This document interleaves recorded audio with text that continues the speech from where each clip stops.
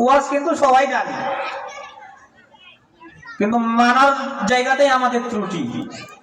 হুজুর সবই জানি, আপনি একদিন আমাকে সেদিন বলছে যে হুজুর ওয়াজ যা করেন তো 95%ই জানি, কিন্তু মানতে পারি না।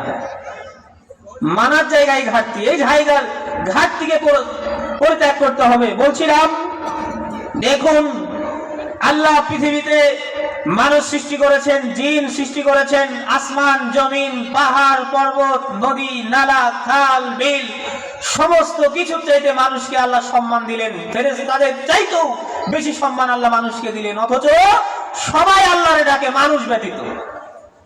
সব মানুষের কথা বলেনি, কিন্তু অধিকাংশ মানুষই আল্লাহকে ডাকে না, অধিকাংশ মানুষই ডাকে না। দেখুন কিভাবে আল্লাহর দাসত্ব করছে সবাই। আবু সাঈদ আল-খুদরি রাদিয়াল্লাহু তাআলা আনহু থেকে বর্ণিত হাদিস, রাসূল সাল্লাল্লাহু আলাইহি ওয়াসাল্লাম বলছেন, বনী ইসরাইলের 99 জন মানুষকে হত্যা করা একজন ব্যক্তির ঘটনা বলা আমার উদ্দেশ্য না, উদ্দেশ্য অন্য। কি 100 জন ব্যক্তিকে হত্যা করার পরে ওই ব্যক্তি ভুল বুঝতে পারলো যে আল্লাহ আমার ভুল হয়েছে, কি করব? ক্ষমা চাইতে হবে, অমুক গ্রামে যেতে হবে। হাদিস শুনেছেন না? তো হাদিস বলছি না আমি, অমুক গ্রামে যেতে হবে। তো যাওয়ার সময় মৃত্যুর সময় হয়ে গেছে, তো মালাকুল মাউত রূহ কবজ করবে। এখন রহমতের ফেরেশতা এসেছে, আবার আযাবের ফেরেশতাও এসেছে, কারণ ও 100 জনকে হত্যা করেছে। আযাবের ফেরেশতারা বলছে আমরা ওর রূহ নিয়ে যাব, ওর শাস্তি আছে। আর রহমতের ফেরেশতারা বলছে না রে না, ও তো ভালো হয়ে গেছে, ওর রূহটা আমরা নিয়ে যাব। এমন সময় আল্লাহ তাআলা বলছেন দূরত্ব মাপো, দূরত্ব মাপো। যেই গ্রামে ক্ষমার জন্য যাচ্ছিল ওই গ্রাম যদি কাছে হয় তাকে ক্ষমা করে দেওয়া হবে। দূরত্ব মাপতে ফেরেশতাদেরকে বললেন, আর আল্লাহ গ্রামকে বললেন যেই গ্রামের দিকে যাচ্ছিল, গ্রাম তুমি তার নিকটবর্তী হয়ে যাও। বলার সঙ্গে সঙ্গে গ্রাম নিকটবর্তী হয়ে গেছে। সুবহানাল্লাহ। এক, মনে রাখবেন এগুলা, এখনকার পয়েন্টগুলো মনে রাখবেন। এক, দুই, আরেকজন ব্যক্তি এত পাপ করেছে জীবনে, মা আগে তার সন্তানদেরকে বলছে, ও আমার সন্তানেরা, আমি যদি মারা যাই আমাকে পুড়িয়ে দিয়ে ছাই অর্ধেক পানিতে মিশিয়ে দিও, অর্ধেক জমিনে ছিটিয়ে দিও। তোমাদের পিতাকে যদি আল্লাহ ধরতে পারে এত শাস্তি দিবেন, অন্য কাউকে তিনি দিবেন না। মরার পরে সন্তানেরা সেটাই করেছে। এবার পানিকে আল্লাহ বলছেন, পানি তুমি তোমার ছাইগুলোকে এক জায়গায় করে দাও।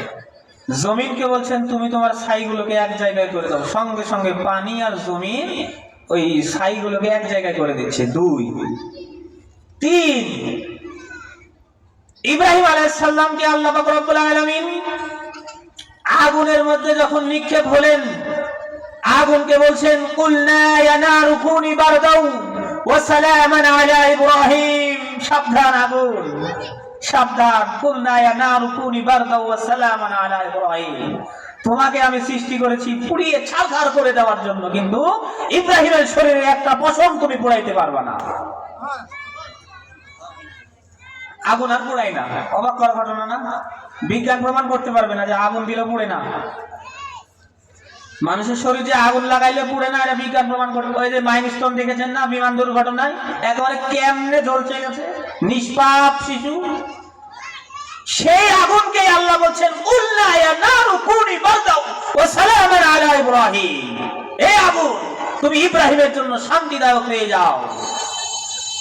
তাহলে দেখুন, আল্লাহর আদেশে জমিন তার ছাইগুলো এক জায়গায় করে দেয়, আল্লাহর আদেশে পানি তার ছাইগুলোকে এক জায়গায় করে দেয়। আল্লাহর আদেশেই আগুন ইব্রাহিমকে পোড়ায় না, আল্লাহ পাক রব্বুল আলামিনের আদেশেই গ্রাম নিকটবর্তী হয়ে যায়।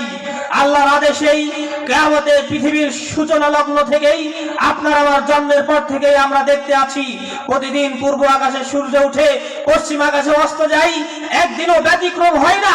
সূর্য আল্লাহর আনুগত্য করছে, মাটি আল্লাহর আনুগত্য করছে, পানি আল্লাহর আনুগত্য করছে, আগুন আল্লাহর আনুগত্য করছে। শুধুমাত্র আমরা মানুষ আল্লাহর আনুগত্য করতে পারি না।